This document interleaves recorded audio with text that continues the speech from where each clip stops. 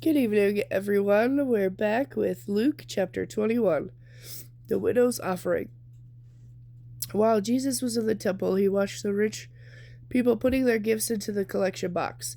Then a poor widow came by and dropped in 2 pennies. I assure you, he said, this poor widow has given more than all the rest of them, for they have given a tiny part of their surplus, but she, poor as she is, has given everything she has. Jesus foretells this future. Some of his disciples began talking about the beautiful stonework of the temple and the memorial decorations on the walls, but Jesus said, the time is coming when all these things will be so completely demolished that not one stone will be left on the top of another. Teacher, they asked, when will all this take place, and will there be any sign ahead of time? He replied, don't let anyone mislead you. For many will come in my name, claiming to be the Messiah, and saying, the time has come. But don't believe them. When you hear of wars and insurrections, don't panic.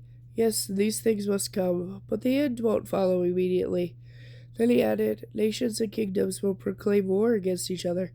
There will be great earthquakes, and there will be famines and epidemics in many lands, and there will be terrifying things and great miraculous signs in the heavens.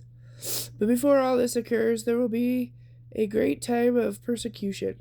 You will be dragged into synagogues and prisons, and you will be accused before kings and governors of being my followers. This will be your opportunity to tell them about me. So don't worry about how to answer the charges against you, for I will give you the right words and such wisdom that none of your opponents will be able to reply. Even those closest to you, your parents, brothers, relatives, and friends, will betray you, and some of you will be killed. And everyone will hate you because of your allegiance to me. But not a hair of your head will perish. By standing firm, you will win your souls. And when you see Jerusalem surrounded by armies, then you will know that the time of its destruction has arrived.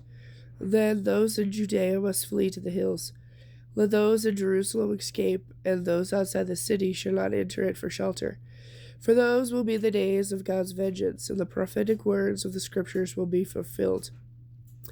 But terrible it will be for pregnant women and for mothers nursing their babies, for there will be great distress in the lands and wrath upon those people. They will be brutally killed by the sword, and are sent away as captives to the nations of the world. And Jerusalem will be conquered and trampled down by the Gentiles until the age of Gentiles comes to an end.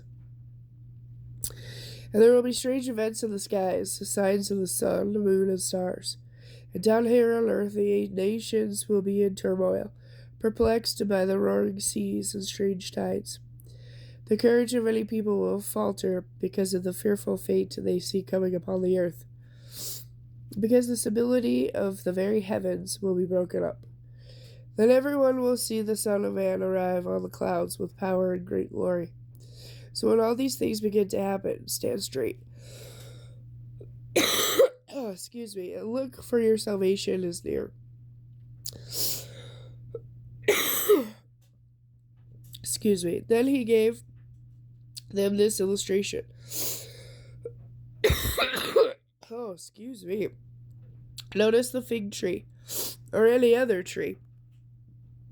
When the leaves come out, you know without being told that the summer is near. Just so, when you see the events I've described taking place, you can be sure the kingdom of God is near. I assure you, this generation will not pass before the scene until all these events have taken place. Heaven and earth will disappear, but my words will remain forever. Excuse me. Oh, please excuse the cough. I'm still battling this cold. Watch out. Don't let me find you living in careless ease and drunkenness. Excuse me. And filled with the worries of this life. Don't let that day catch you unaware, as in a trap. For that day will come upon everyone living on the earth. Keep a constant watch, and pray that, if possible, you may escape these horrors and stand before the Son of Man. Every day Jesus went to the temple to teach. And each evening he returned to spend the night on the Mount Olives. The crowds gathered early each morning to hear him. Okay, with that, tomorrow I'll be back with Luke chapter 22, and hopefully a lot less coughing. Have a good night.